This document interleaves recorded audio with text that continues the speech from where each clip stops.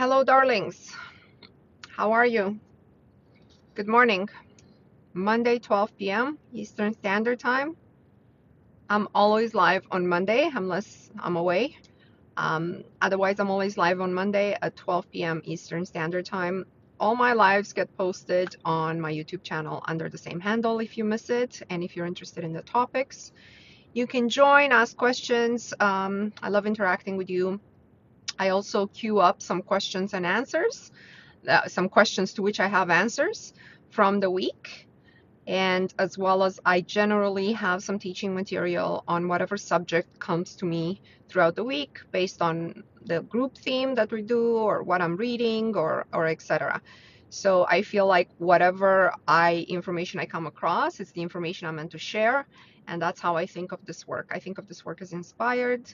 I think of my group as a strong foundational energy for this inspiration. I love to think of the group and each other. And welcome if you're new to our groups, that you can stay and participate and join, or just observe. And if you're part of my group, thank you. All right. So this week we had a group live on Saturday. I have them every Saturday for personal questions, Q&A on the Facebook, but that's just for the people who are in the Facebook group. And so there's some themes there that I wanted to continue because I didn't get a chance to go through everybody's comments. But we're reading a book together as a group. And if you're not part of my group, I want to read it with us. Please do. The Game of Life and How to Play It by Florence Scovel Shinn. And I want to think this book was written like at least 100 years ago.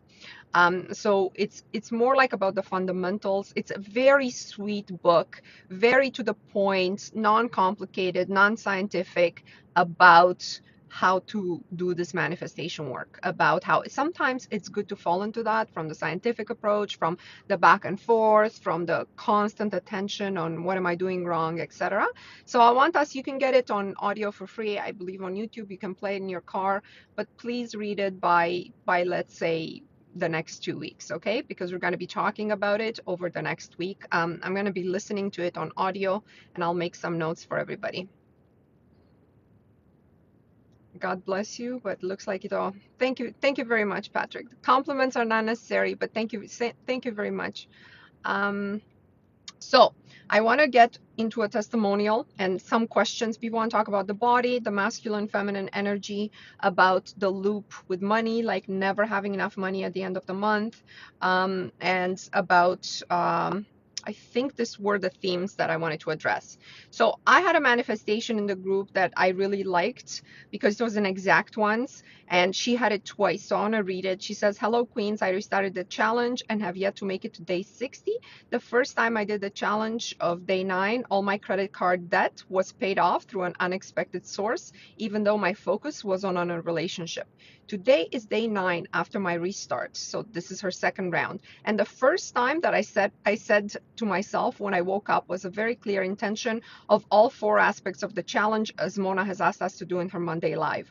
One thing that I said was that I want my credit card paid off today." So this is new debt.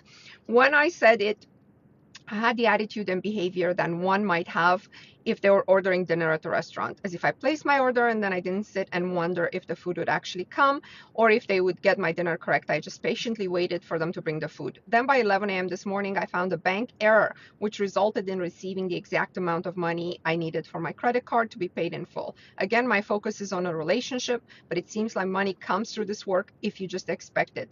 As with me, so it is with you. Abundance is your birthright." Okay, so why do I like this manifestation? There are 2 elements in it.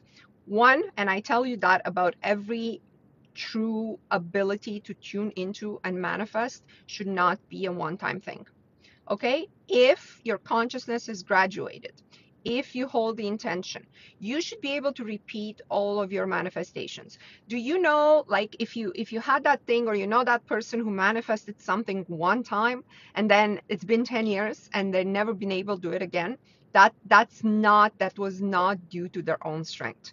This, for somebody to erase their credit card debt twice in like the course of 4 months on the exact amount, once by an unexpected source, once by a bank error.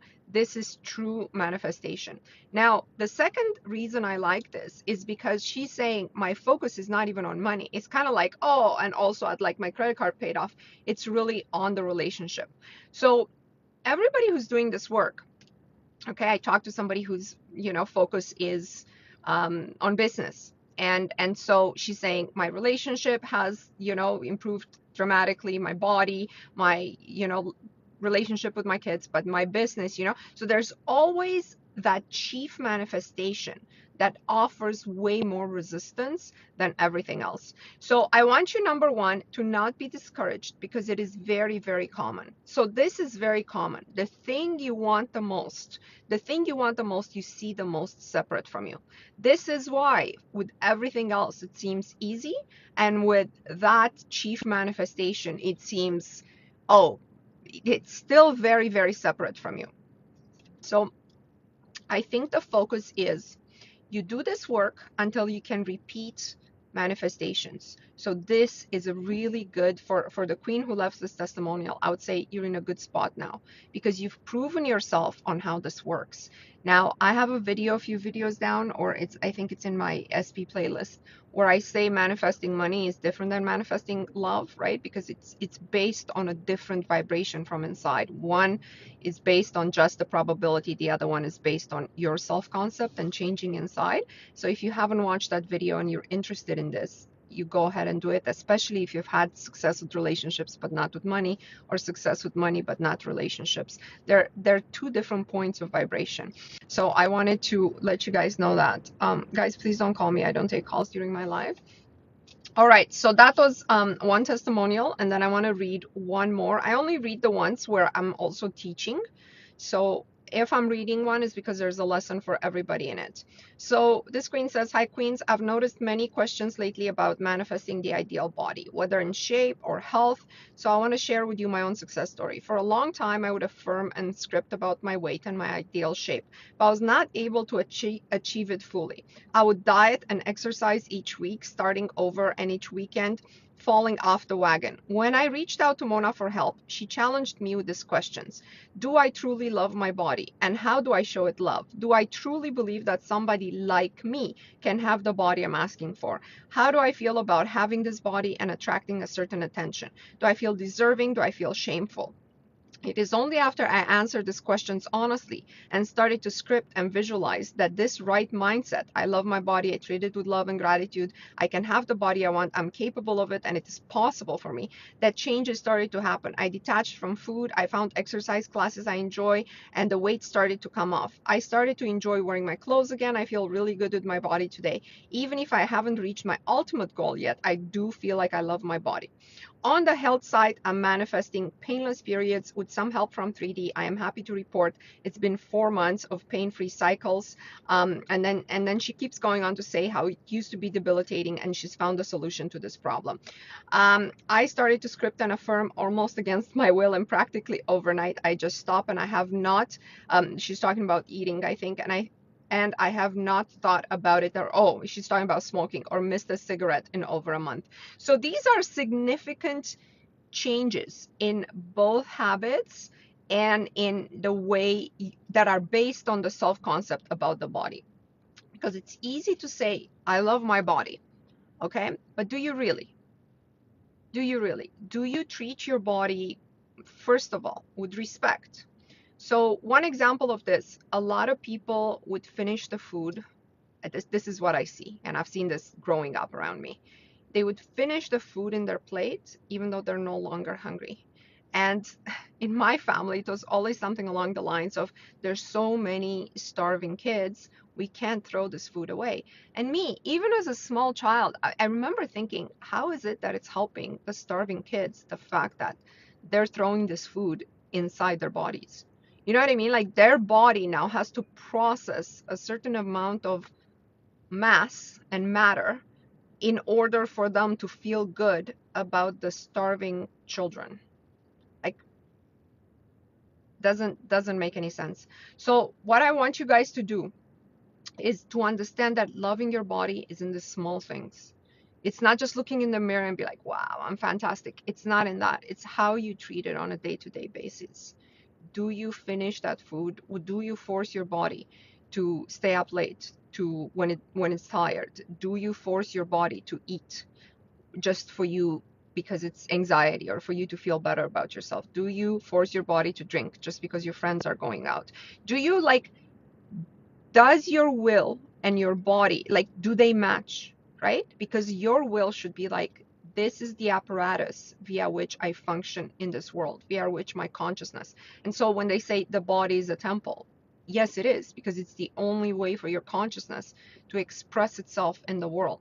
If the apparatus is defective, is in pain, it's not able to run and climb and walk and do all these things that it was meant to do, okay, then you are purposely limiting the life experience. You, not the body, you, okay, are limiting the life experiences that you are meant to have.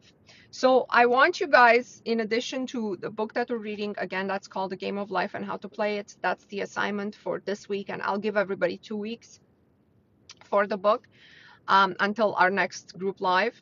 And so I want you to sort of go through the day and see if you're really in tune with your body. Do you really love your body? Or if you're a woman, do you only take care of your body when, let's say, you go out and you're going to run into the opposite sex, into men?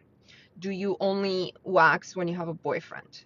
Do you only take care of yourself? Do you only wash? I don't even want to go there, but like if you go out, or see if you really treasure this apparatus. See if you really treat it as a precious object that really should be displayed in a museum. That's how precious it is, right? Your apparatus. That's how you have to see it, that you would need to polish it. It's a work of art. It's like a Picasso, right? The way you handle it with gloves, really. That's how you have to feel about your body for your body to respond to you. So when you say, why is my body not losing weight? I've been meditating. Your body is probably completely, does not want to take any instructions from you, because what you've been doing to it so far, you've been overfeeding it. The body's been saying no. The way the body says no, it's, let's say it has indigestion, it's burping after food, it's feeling full, it's inflamed. The body's saying no, no, no more. So are you listening to that? Those are the kind of questions you have to ask about your 3D life before you get into this energetic work, where you sit down, you meditate, you see the atom, you see the matter inside the atom, and then you move the energy around the matter, like we talked about in the last 2 videos on the body, which are available under my Manifest Body playlist if you want to watch them. So before you can do all this energetic work, you cannot do it while keeping the same habits in 3D. How did you manifest your shape if you did not go to the gym? So when I put in my mind about a specific shape, and I just wanted some more definition, so I didn't want to completely change my shape.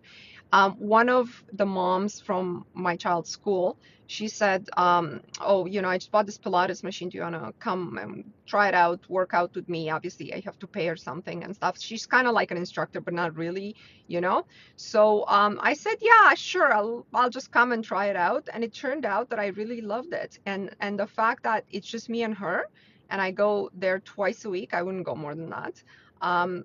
It's completely changed the definition in my body, but it's different because we kind of like sit there and chit chat, and she has her coffee and she's like, yeah, more to the right, pull it harder, this, you adjust the strength on the Pilates machine. Like this, I never tried Pilates before. I've never done any of the stuff before. So when I kind of put in my mind, the universe had arranged a circumstance where there's something that I would continue without me being like, okay, if I want this, I got to go to the gym. So I didn't even prompt this, right? So without me making even a commitment, I keep going because I like her, because I'm enjoying my time with her. And that's very different than being like, I got to take this action. I told you, when you set your intention, there will always be that white rabbit in your experience that you have to follow. Like that's an analogy, like a metaphor from the Matrix, the movie The Matrix, when he is told follow the white rabbit, right? That's inspired action. You got to listen for that in your 3D, and it's nothing that you could have thought of yourself. It's just a circumstance that happens that's kind of like, Oh, do you want to go here? Oh, I have 2 tickets to the show. Oh, you know, it's a prompt towards you. And that's the prompt you have to follow if you keep your attention on your intention. And now, as I'm keeping my attention on the definition I want in my body, I'm also looking for the rabbit that's supposed to pop into my experience and tell me the best way for that to happen. But remember, you also, it's up to you when it comes to the body to love it as much as a temple, as much as a Picasso, as that it's that valuable. You understand? You got to make your body the most valuable thing in your life, because it is, because without it, you cannot experience this world, which is what your consciousness needs to experience to grow. You cannot contribute to others if you're sick. In fact, you're a hindrance to others if you're sick. It's the opposite of that, right? So prioritizing the temple, the avatar, this, it does not mean you're selfish. It means you really have to be like, how can I turn this into the avatar that's going to serve my consciousness throughout the next 50, 60, 80 years, whatever it is, that I learn as much as possible and I contribute as much as possible. That should be your attitude towards your body. Let's see if I missed anything. That was about the shape. Think to manifest tools or workshop. I love when you have a desire for something that something comes along to fulfill it. My God, this happens to me and our group all the time in the little things so much.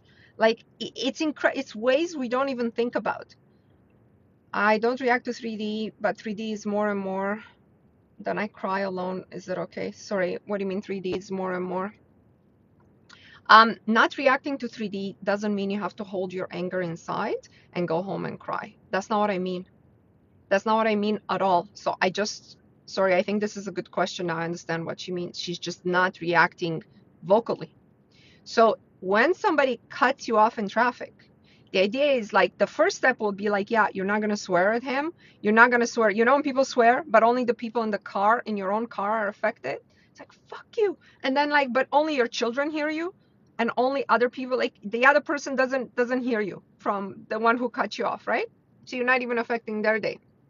And so with this anger, the first step, yes, is I'm not going to swear at him. But the more important step that you're trying to get to is it shouldn't matter. It shouldn't matter. So not reacting to 3D is only on the superficial level, not reacting, not making noise or doing something in 3D. It actually means not caring. This is an extremely important distinction that I want you to understand. And if something small matters a lot, you have a lot of work to do, like a lot of inner work to do, because somebody cutting you off in traffic and being able to elicit a response of your nervous system, it's a problem. They tell you it's normal. It's not normal. You know, it's a poison you take that doesn't affect the other person. It only affects you. So that's where you need to do to be in your mind. Don't react to 3D. Has anyone in the group manifested the car yet? 2 people manifested circumstances where they were in the same car they wanted, but it wasn't their car. So we're still working on that. Nobody reported anything else back, so I don't know. If anybody manifested the car, let me know. It's coming though. It's coming this year. I have very exciting news. By manifestation, I got into university. Amazing. I explained it perfectly. Yeah. So that's a lot of work into things not eliciting a feeling inside of you. Guys, I'm going to tell you something about this feelings and 3D. Number 1, don't sweat the small stuff. You heard that before, right? But number 2, and more important, it's all small stuff. All of it is small stuff. You know, some big stuff is, I don't know, knock on wood, a child has cancer. That's some big stuff. Everything else is the day-to-day. It's all small stuff, and it doesn't matter. That client you lost, that the person in traffic, it's all going to work out. The fight you had with your husband, the fact that the groceries weren't placed properly, it's all BS. It's 3D BS. You know, it's all small stuff. So if you're not going to sweat the small stuff, you're not gonna sweat anything. You understand? You understand what I'm saying? Gotta care way less about the events, the day-to-day events. Does everything fall apart before something big comes? It depends how much this big thing needs to change your life to find a space. So for example, if you're manifesting a husband, but you've made room in your life for that husband. So if all your weekends aren't filled up, if even in your house you made like a physical drawer for this man that you're seeing, that you're so serious with, that you're going to interact with, that he's going to become your husband. If you're not nonstop giving to others and having no time, nonstop working, nonstop involved with your business partner, or who knows what else situation you can have. Now, if you have all this and a man comes into your life, okay, a lot of this is gonna need to fall apart because there's no room for this man. So your friendships might fall apart because the weekends you need to be available for this person. And then, so you got to think this big thing, or if you're manifesting a salary increase, a salary you're making 100, you want to make 200.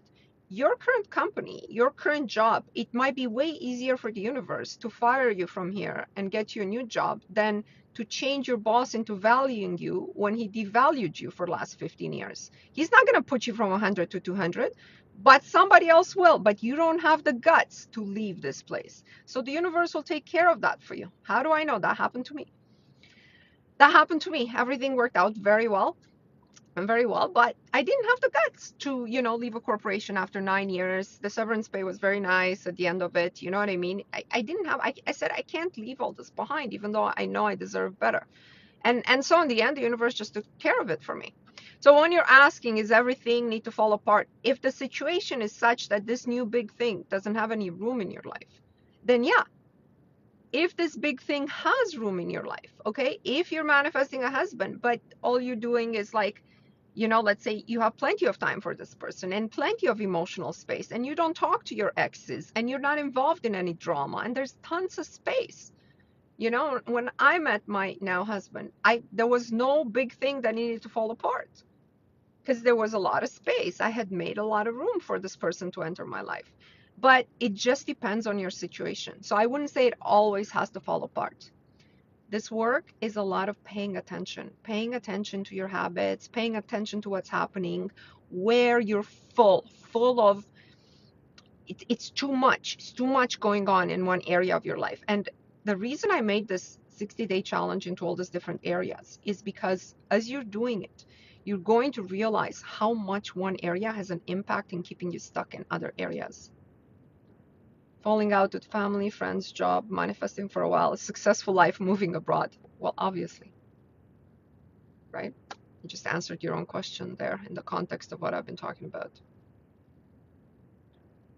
If everything was great, your job kept promoting you, family couldn't wait to have you over, you're part of a tight-knit group, and it's not likely your will would be to move abroad. If your will is actually to move abroad, everything else, you can't be sorry about what you're leaving behind. Make sense? I really hate when I'm working, but constantly reminding myself that it's in my control is work. I'm not sure what that means.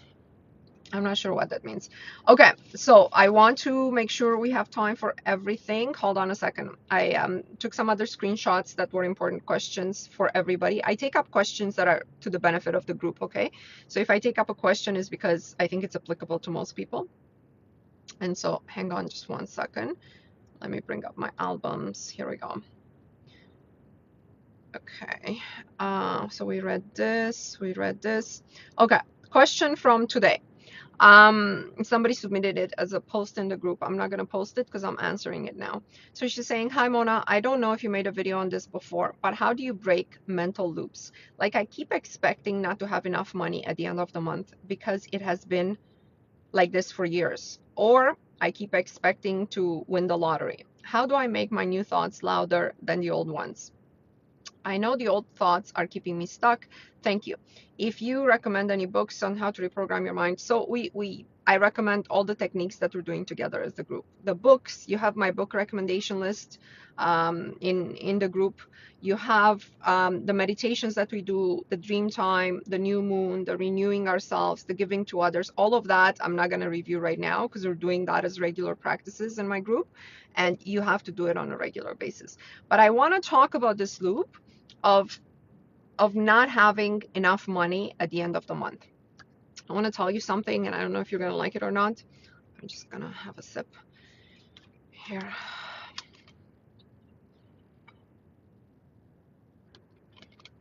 Okay, so I want to tell you something you might not like, but basically, unless you are truly wealthy, okay, like from wealth, pretty much nobody has any money left at the end of the month, or no significant money left at the end of the month. This is a loop of humanity that's been programmed into a monetary system. Okay, I used to make, let's say when I started to work, 50,000. Then I jumped to 72,000. Then in my corporate career, I ended at 150,000. Then I started to make money into a business to the point that I used to pay myself a salary of, in Canada, taxation is like 50%. So this is going to sound big, but it was like 20,000 a month. So 240,000 salary. And, after taxation, you're left with like 10 grand. But I want to tell you that no matter of this progress, there was never a point where I said, my God, I have so much money left in my account. Okay? Because life changes with the amount of money that you're making. So if you're anywhere between like a regular salary that you can pay your food and rent to like upper middle class salary, okay? Within that, your life progresses. Okay, everything, like your expenses increase, the home you're in, the car you're driving, maybe your kids start going to better schools, private schools, or so at the end, like your expenses will always keep up with your salary. So it's not like you're going this loop that we're stuck in. So that shouldn't be the focus. The focus shouldn't be, oh, at the end of the month I have no money left. The focus, if you want, in to escape this loop, is sort of accumulating wealth and assigning a certain amount to go towards something else other than expenses. This is how people in this category do it. Now, I'm going to tell you that a person like, I don't know, Paris Hilton, okay? Paris Hilton, in a sense, has the same problem.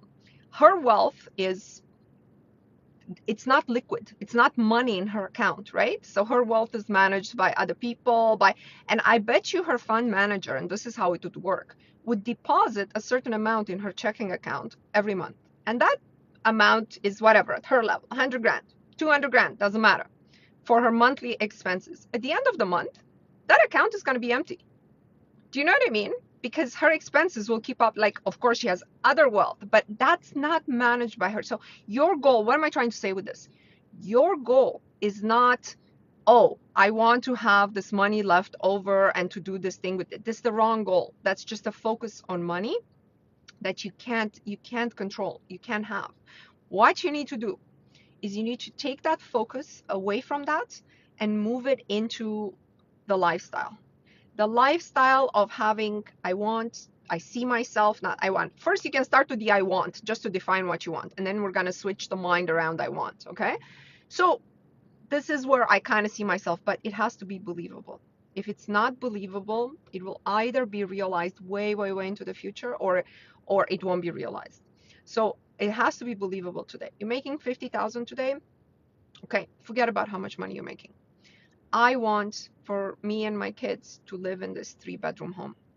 And this is the fastest way to escape the loop about salary money, about how expenses will keep up, how am I going to make this happen? Because a lot of people are like, okay, they roll it back. They're like, I want a 4-bedroom home, and right now I'm in a condo. So if I sell my condo, my equity, I have 80,000, and I need another 40,000 or 50,000 to put, and I have land transfer tax, and I need to put it in here, and then the mortgage has to be 3,200 a month, and so my salary has to be X. This is how the moment you want something material in this world, I guarantee you, the mind, who's not your friend, we talked about that, the mind will unroll it back to that, to this exact calculation. And so if you don't even have this equity in the condo and stuff, it just seems just impossible. So forget it. So you just give up. Like, why go to work at all? Or why strive for anything at all? If I need 300 grand a year to have this house, when I'm currently making 50, I'm not going to get there. And so you have to forget the loop with the money, because I'm telling you, everybody has that. You know, anybody who lives on a salary has that, okay? Has the same loop with the money, no matter how much their salary is. And you have to start thinking from this perspective that you are in this life, but not just like a theoretical thought, but a concrete example of how you are in this life.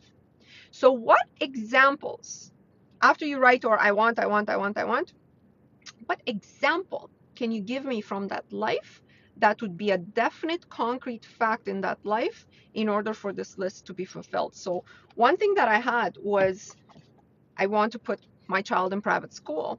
And so every time I went to my car, to my Hyundai, I opened the door and I would see myself, instead of like her, like being in, she started to go to a private school in grade 3, but in grade 1 and 2, rather than seeing her in her regular clothes, I'd envision her in this uniform, private school uniform, and I'd envision my car being a luxury SUV.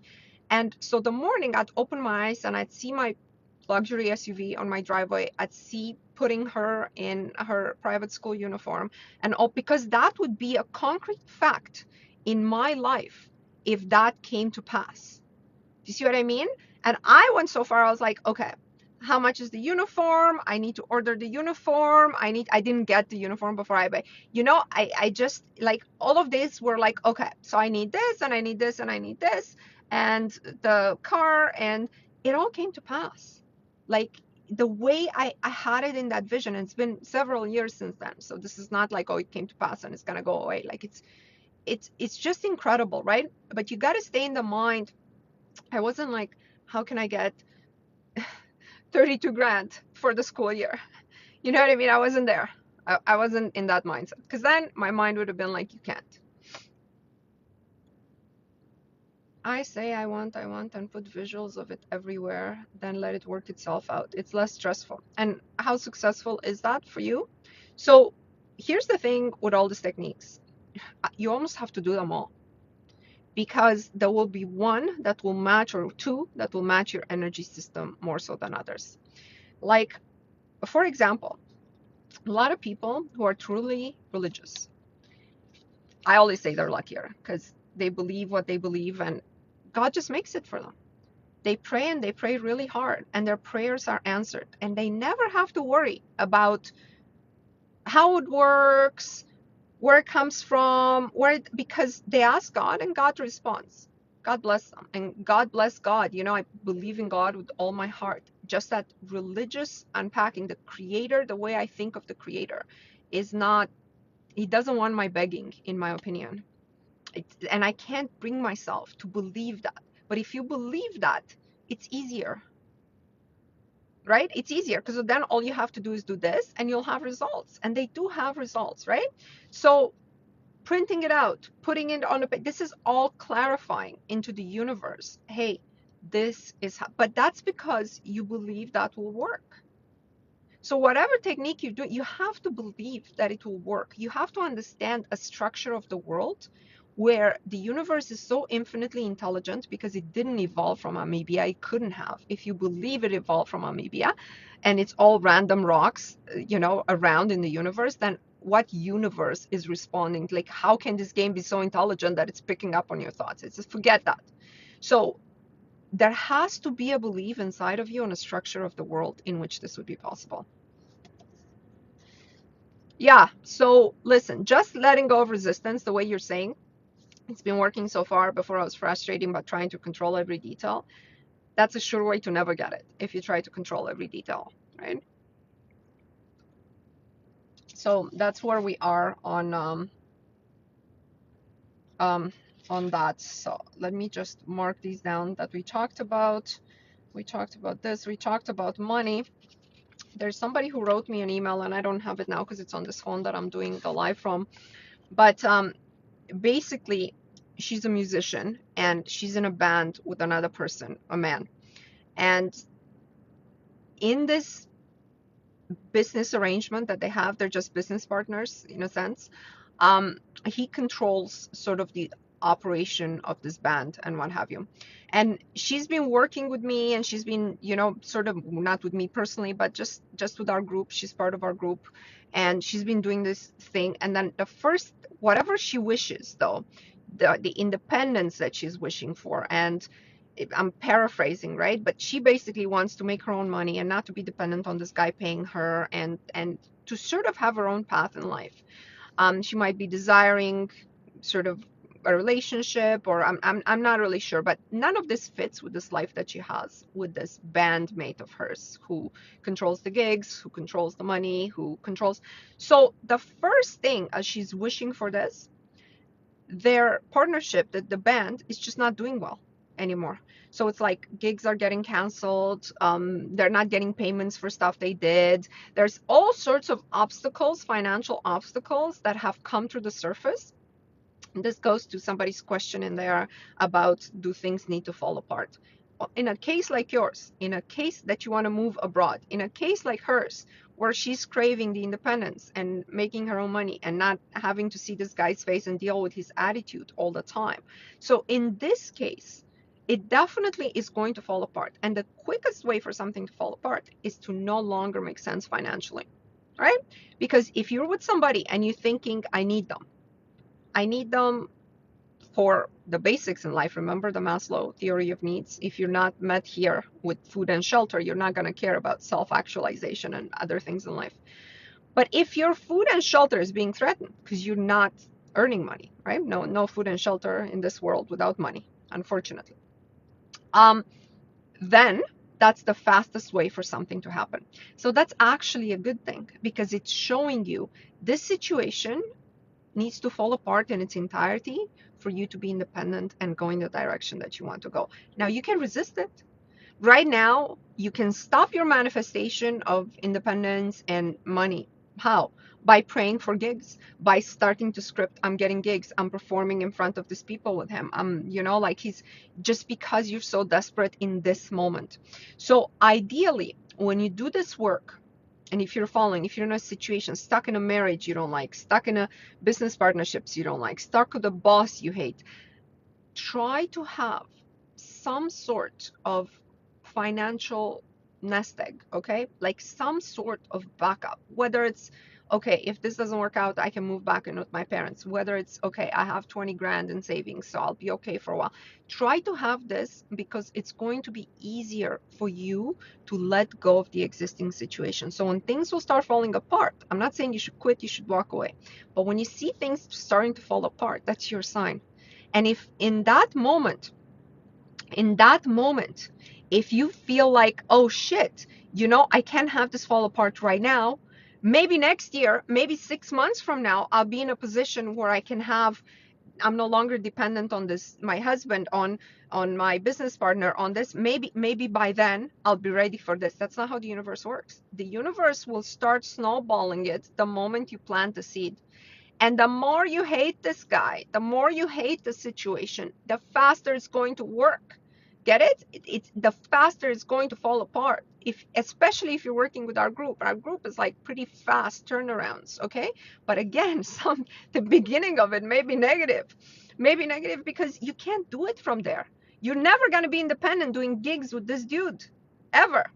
Right? It's always going to be up to him. You're always going to feel like shit. You're always going to feel underpaid because he's taking the bigger cut. You're always going to be dependent on his clients because you can't look for new clients because he's feeling insecure. You understand what I'm trying to say to you, Queen? And so please do not be afraid. And to everybody else, the lesson is, you have to have the base of the triangle, right? The security. Have some savings, have some nest eggs there for yourself, because once you start this, you can't undo it. You can't. Do I believe in God? Yes. I believe in the creator of this intelligent game, who is not the universe. The creator of us and the universe. God indeed must have loved us a lot to leave us this machine in which it's like the Garden of Eden, really.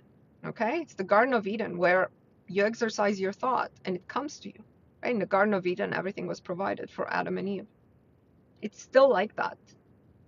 We just haven't been taught how to use it. We're sort of walking through it blind or blindfolded by our paradigms, by the beliefs that were instilled in us, by generations. And do you know the worst part is for me that I know for a fact some people in this world know this, purposely suppress this information, and they're top players of this game, if not admin of these games.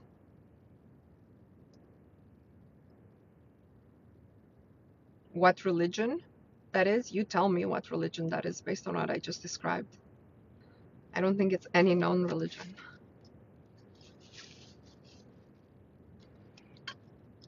All right. I want to talk about a concept. I still want to talk about this inspired action. This inspired action, a metaphor that came in something that I read. I really liked it. I'm going to do a video on it.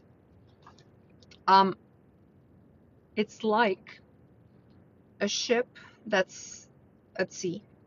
And the ship, let's say, needs to cross the Atlantic. That's you, the ship.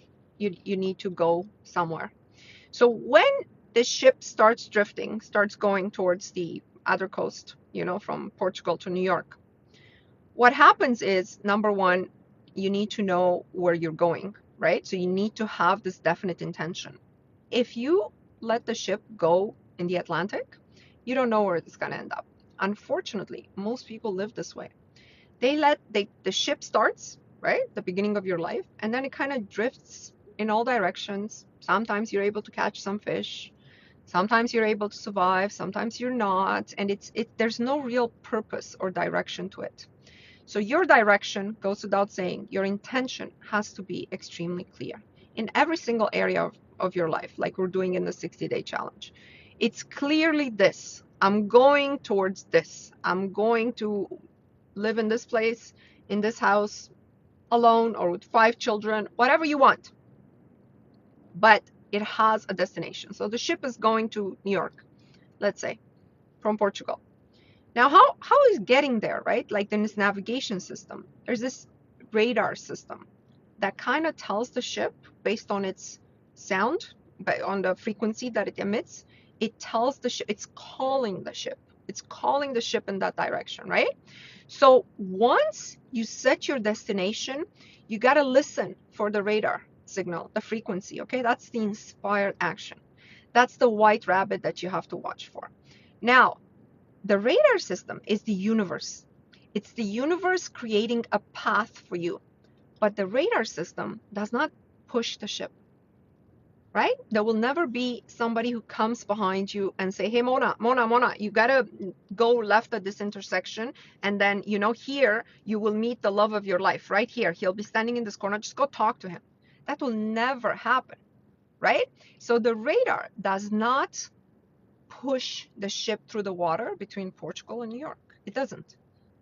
So what it does is that it's the ship that's got to listen for the radar once it's set its direction.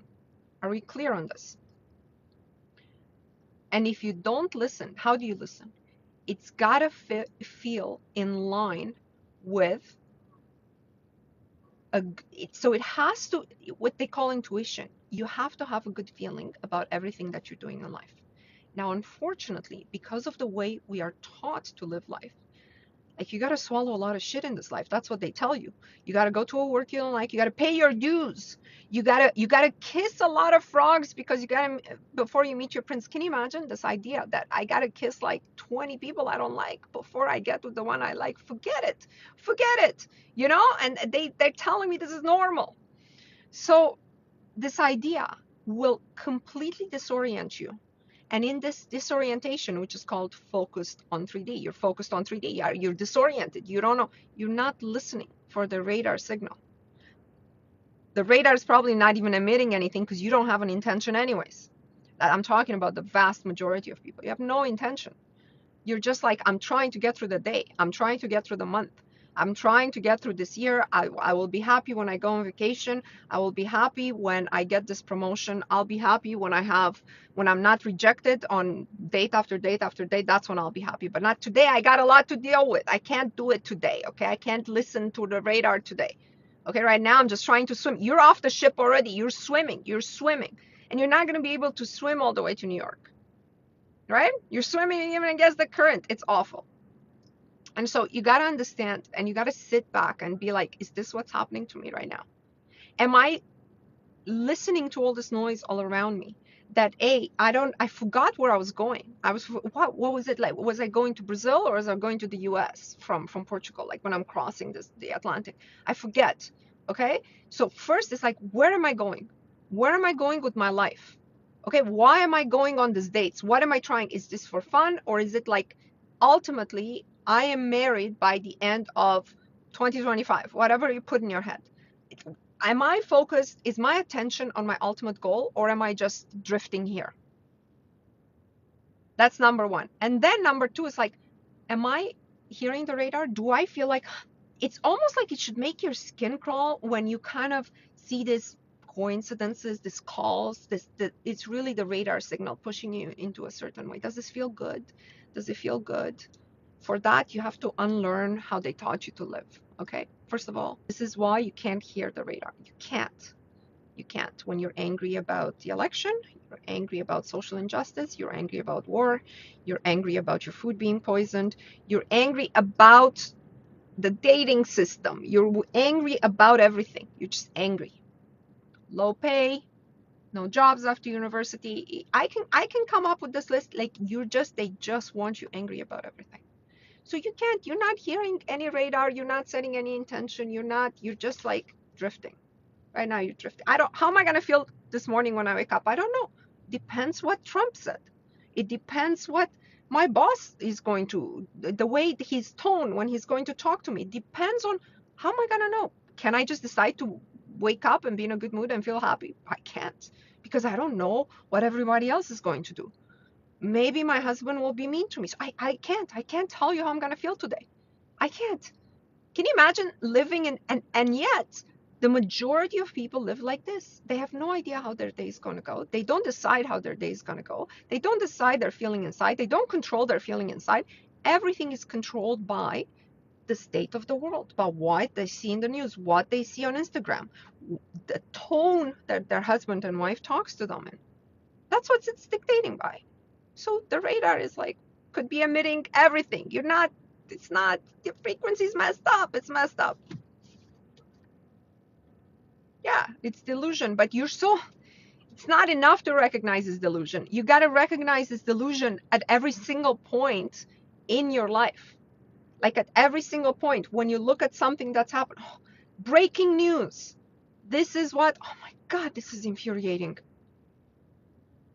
And I'm like, wait a second, why am I infuriated about something that happened on the other side of the world? Sure, it's not right, but am I supposed to know this? Did my grandmother know the things that were happening at the other side of the world when she was living her life and raising her kids?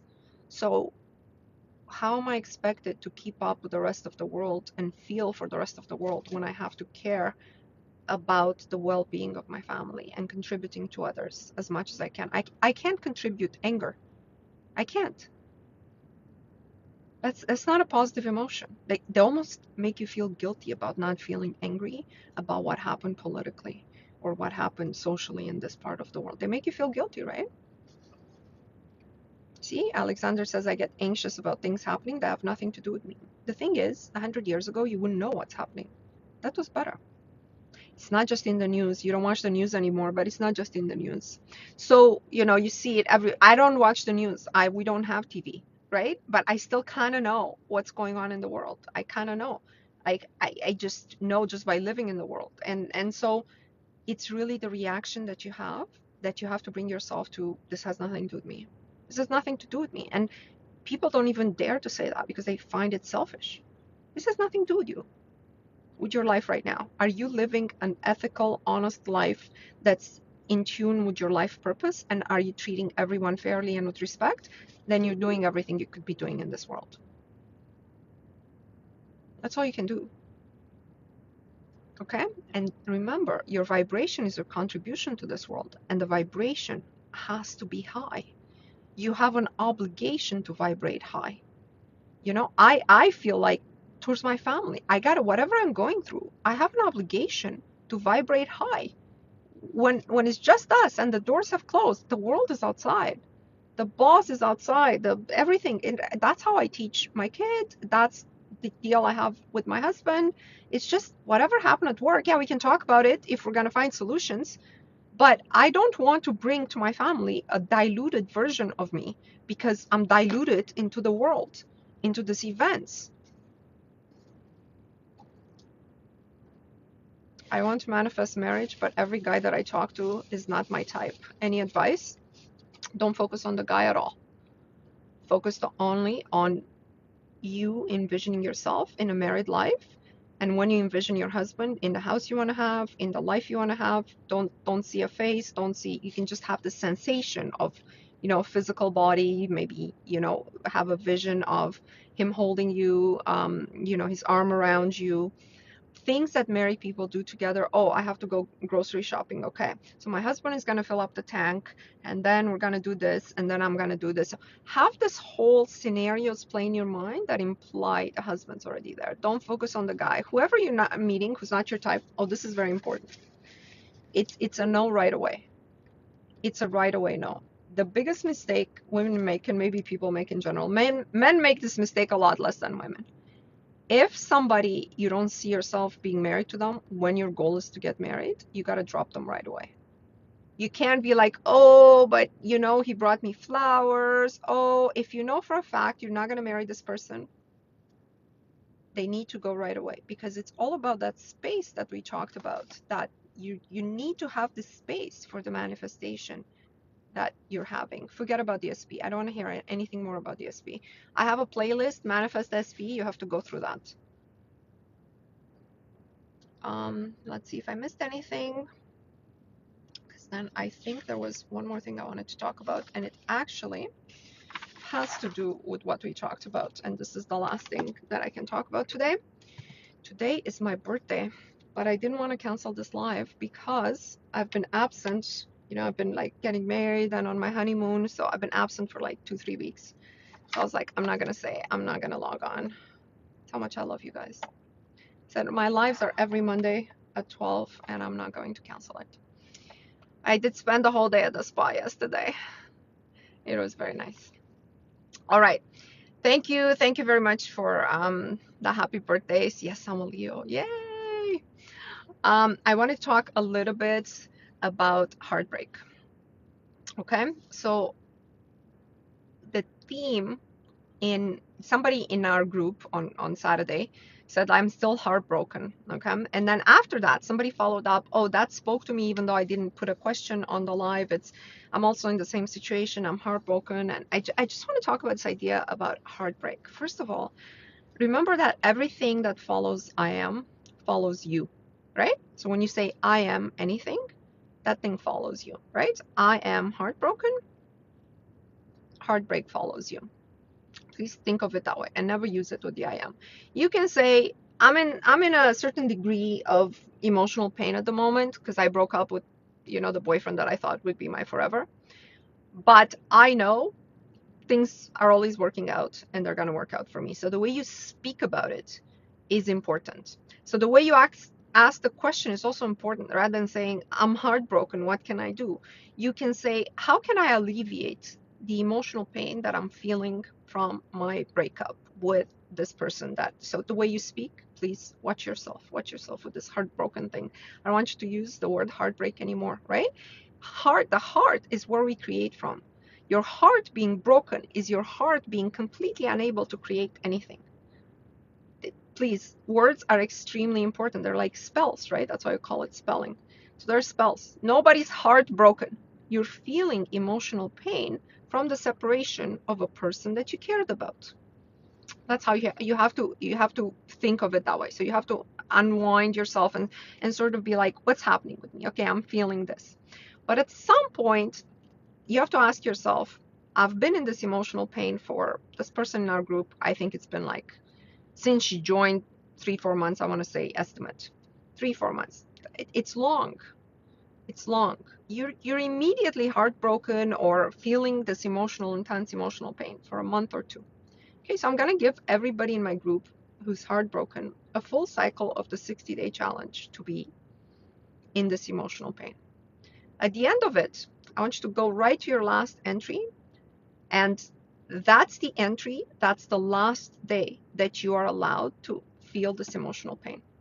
So other than your goals and whatever, every single day you are purposely going through the list and going through the last day in which you're going to feel this intense emotional pain. This is it. I'm allowing myself between 0.1 and 0.60 days. Okay? At the most. And at the end of that 60-day, you're gonna write out, okay, I'm no longer that. Why? Because I'm whatever you are at this point in your life. I'm a young woman, I'm a desirable woman, I have my stuff together, I have my house, this is embarrassing to be in this state. How can I contribute to others? What is it that I can do to be on service to others? Because I can't waste the energy that's been given to me feeding this emotional pain. And I've told a story that I had that for me was very illuminated. In 1 second, when I was going through emotional pain one time a few years ago, after my divorce, when I started to date somebody and I thought, oh, like I'm going to have a relationship with this person, but it turned out I wasn't going to. And so I called upon a friend of mine, a family friend who was much older than me. She was maybe like 12 years older than me. And she's always kind of been like somebody I admired her strength. I admire, and I only see her like once in a while. And so I said like, oh, do you have time for coffee? But I really wanted to talk about this thing, right? And by this point, I was already like a grown woman, right? So she was older. And I met with her. And the first thing that happened in that moment is, I guess she was going through something and she just broke down. Like the moment she saw me, she broke down the story that she was going through. And she was like, she had been divorced many years. She's just really successful in her career, really having her life together. I've never seen her anything but joyful and a good mood. And so she broke down and she said, this is, like I'm going through some heartbreak. I'm this and this and this and this and that. So before I start my story, what I'm realizing in that moment as she's telling, and because of the context of who she was in my life and how I was looking for, I realized that right now I cannot be in this emotional pain. I couldn't be like, hey, me too. Oh my God, we're both heartbroken at the same time. I had this illumination in which I was like, she's older now. And I was maybe like 32 at the time, 33. And I was like, I am a fully grown woman and I cannot, she is my responsibility. She used to be there for me when she was 33. You know what I mean? And I was 20. But right now, I'm the generation of women who needs to be there both for this generation of women before and for this generation after. Okay? Who's maybe damaged by their world. And I need to take my place as the contributor. So in that moment, I tell you not, like my whole emotional thing just dissipated. I was like, holy shit, I have a responsibility in this world. I have to be there for people. I had to be there for like my mother and my child, and I can't, like, this is ridiculous. It's, forget it, right? So the same with every queen that's going through a heartbreak right now. Guys, where are you not contributing because of your heartbreak? Because of whatever you're going through. Because there's people who are actually losing out because of your lack of contribution, because you're caught up in this energy loop. And I want you to see, I want to give, I want to give, I want to give. And then coming back to yourself as a woman. If you're working on yourself, if you know you're a good choice and a good match, let that guy who made a mistake by not choosing you, let him be whatever he wants to be. You love him, right? So let him have whatever he wants to have. That's what the definition of love. That's what love is. Let him have whatever he wants to have. But meanwhile, bring yourself back to you and be like, my God, Every day I'm not a wife, it's a loss for a guy who's desperate for a good wife, because that's what I would be. That's what I would be. I'm a good wife to a husband I haven't met yet. That's what I am. And that guy, Heartbreak, is just like, good luck to him. God bless him with health. And of course, cut off all the social cords. Do not look at people. I swear to you, hand on my heart, I have never looked up in the last 10 years anybody from my life, not even old friends from, like my high school or university days. Those are cords from the past that will keep you. Don't look for them. Don't Google them. Don't look for them on social media. Do not look back. Just look forward. Look forward. There's so much. The best days are ahead. Okay, guys? The best days are ahead. I'm going to end it here. Let's put our hands together. I end with 30 seconds of tapping. 3, 6, 9. I am a winner. Put your hands together. One breath in. I am a winner. I am a winner. I am a winner. I am a winner. I am a winner. I am a winner. I am a winner. I am a winner. I am a winner. I am a winner. I am a winner. I am a winner. I am a winner. I am a winner. I am a winner. I am a winner. I am a winner. I am a winner.